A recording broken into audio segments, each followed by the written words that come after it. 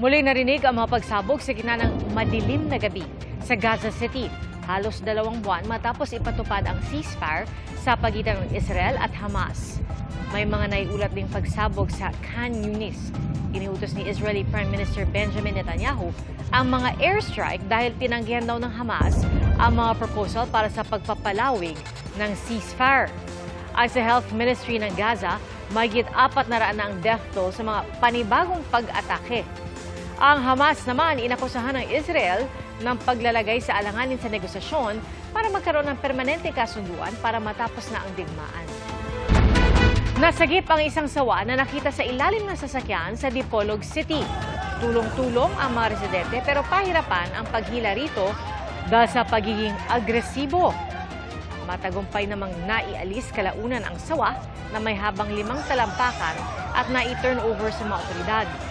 Isinailalim sa medical treatment at rehabilitation ang nasabing sawa sa Regional Wildlife Rescue Center ng DNR Region 9 matapos magtamo ng mga sugat. Ligtas na rin ang isang lalaking natuklaw habang tumutulong sa pagsagip sa sawa. Sa gitna ng makulay na pangangampanya ngayong papalapit ng eleksyon 2025, napaisip ba kayo kung ano yung itsura ng eleksyon matapos ang World War II? Yan po ang tatalakayin sa podcast ng Batikan at award-winning journalist na si Howie Severino, ang Howie Severino Presents Moments in Election History. Our democracy will die kung walang magsaysay. Mambo, mambo, magsaysay. Ang inyo pong napakinggan, ang Mambo Magsaysay. At yan ang tinaguriang pinakaunang viral presidential campaign jingle na ginamit ni dating Pangulong Ramon Magsaysay laban kay Elpidio Quirino noong 1953. Ang kwento sa likod ng jingle na yan, hihimayin ni Howie kasamang history at political science experts, pati na ang anak mismo ng composer ng jingle na si dating Senador Raul Manglapus. Sabay-sabay tayong maki-Throwback Thursday ngayong March 20 sa iba't ibang streaming platforms ng GMA Integrated News. Gamit ang bato, binasag ng isang pulis ang bintana ng kotseng yan sa Lawag City. Natrap kasi sa loob nito ang 2 taong gulang na batang babae. Ayon sa pulisya, naiwan ang bata sa kotse matapos ihatid ng lolo sa eskwelahan ang isa pang apo. At pagbalik niya, nakalock na ang mga pintuan. Kaya agad siyang humingi ng tulong.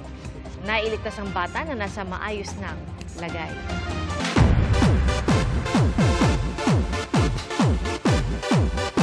Ligtas sa unang nominasyon sa bahay ni Kuya ang kapuso housemate na si Charlie Fleming.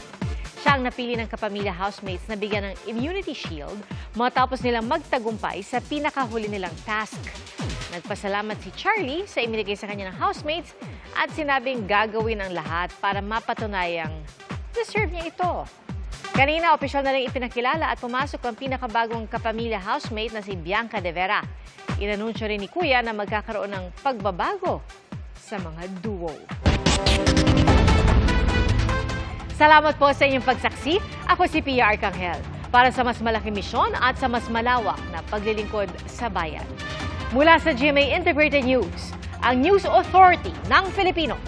Hanggang bukas, sama-sama po tayong magiging saksi!